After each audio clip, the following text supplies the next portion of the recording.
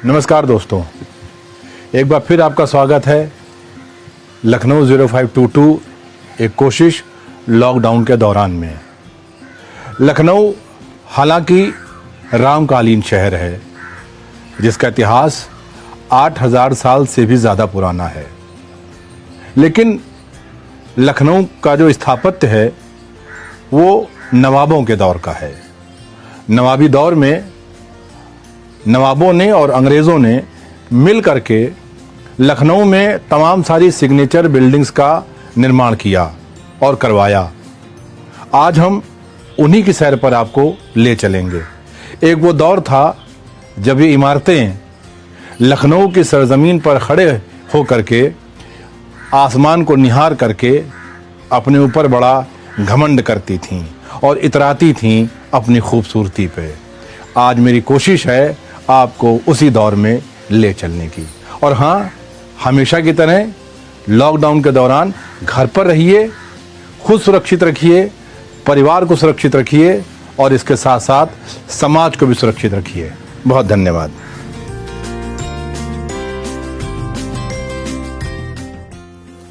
दोस्तों, इस इमारत को आप बखूबी पहचानते होंगे। जी हाँ, यह है लखनऊ की मशहूर किंग जॉर्ज मेडिकल यूनिवर्सिटी और कल का मच्छी भवन। हालांकि 1857 के प्रथम विद्रोह में यह लगभग नष्ट हो गया था। साल 1590 में इसका निर्माण अवध के शासक शेख अब्दुल रहीम ने करवाया था, जिसे बाद में नवाब सफदरजंग ने पुराने भवन की दीवार की मरम्मत करवाकर मजबूती देकर फिर से इसका नाम मच्छी भवन रखा। 1857 के विद्रोह में यहां रखा गोला बारूद क्रांतिकारियों के हाथ न लगे, इसलिए अंग्रेज कमांडर ने उसे आग लगाकर उड़ा दिया था, जिससे मच्छी भवन नष्ट हो गया था। इस इमारत का लोकप्रिय नाम है छतर मंजिल, जिसमें कुछ साल पहले तक central drug research institute of India यानी CDRI का ऑफिस था। आज यह एक संरक्षित इमारत है। इसे कोठी फरहद बख्श या अम्ब्रेला पैलेस भी कहा जाता है। इसे 1781 में जनरल क्लाउड मार्टिन ने बनवाया था, जिसे बाद में नवाब सादत अली खान ने उनसे खरीद लिया था। इधर खुदाई में इसमें तमाम सारी सुरंगें मिली जो सीधे गोमती नदी से जुड़ती हैं।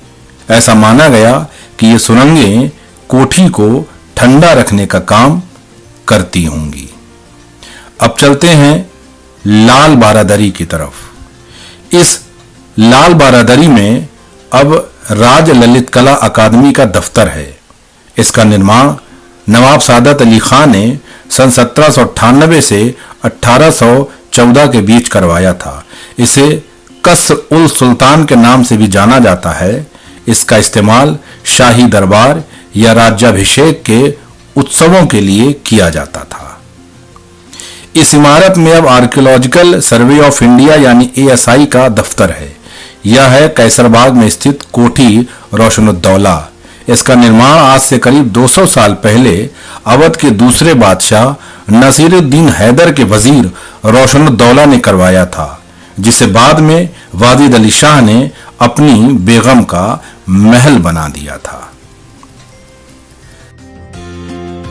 200 साल पुरानी इस इमारत में उत्तर प्रदेश के महामहिम राज्यपाल रहते हैं।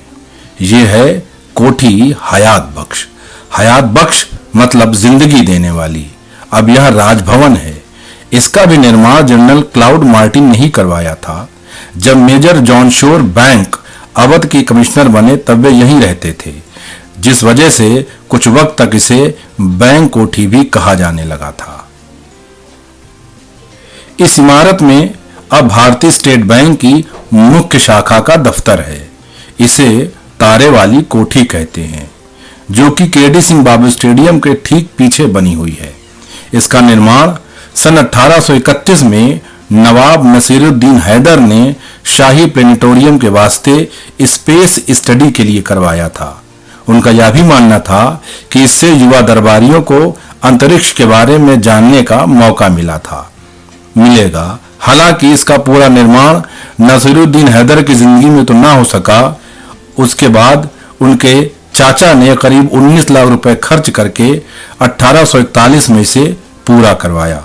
आज यह भव्य इमारत स्टेट बैंक ऑफ इंडिया के कामकाज से गुलजार है। इस ऐतिहासिक इमारत को हम लखनऊ जीपीओ के नाम से जानते हैं। आजादी से पहले यह अंग्रेजों का रिंग थिएटर था, जहां ब्रिटिश परिवार मनोरंजन के लिए आते थे। यहाँ इंग्लिश नाटक भी खूब खेले जाते थे। इस कैंपस में एक क्लॉक टावर भी है, जिसके घंटे की आवाज दूर तक जाती है। ये वही इमारत है जिसके गेट पर लिखा था, dogs and Indians are not allowed. सुप्रसिद्ध काकोरी ट्रेन डकैती के नामजद क्रांतिकारियों पर मुकदमे की कार्रवाई के लिए इसे कोर्ट रूम में तब्दील कर दिया गया था। इस इमारत से अब बड़े बड़े संगीतकार संगीत सीख कर निकले हैं। यह है Bhatkhande music deemed university. Wajid Ali Shah की बनवाई इस इमारत को परी खाना कहते हैं। ये कैसरबाग में सफेद बारादरी के ठीक बगल में है। यहाँ लड़कियों को नृत्य संगीत की शिक्षा दी जाती थी, लेकिन 1926 में पंडित विष्णु नारायण भातखंडे, राय उमानाथ बली और राय राजेश्वर बली की कोशिशों से एक संगीत विद्यालय की स्थापना की गई। इस इमारत से उत्तर प्रदेश की सरकार चलती है। जी हाँ, यह है उत्तर प्रदेश का विधान भवन, जिसका निर्माण 1922 में सर हरकोट बटलर ने शुरू करवाया था। पहले यहाँ आगरा अवध यूनाइटेड प्रोविंस का ऑफिस था और अब यहाँ से उत्तर प्रदेश सरकार चलती है। चंद खामोशियां मेरे हिस्से लिखकर वो चली गई, मेरी पेशानी पर एक किस्सा लिखकर वो चली गई, मेरी पेशानी पर एक किस्सा लिखकर।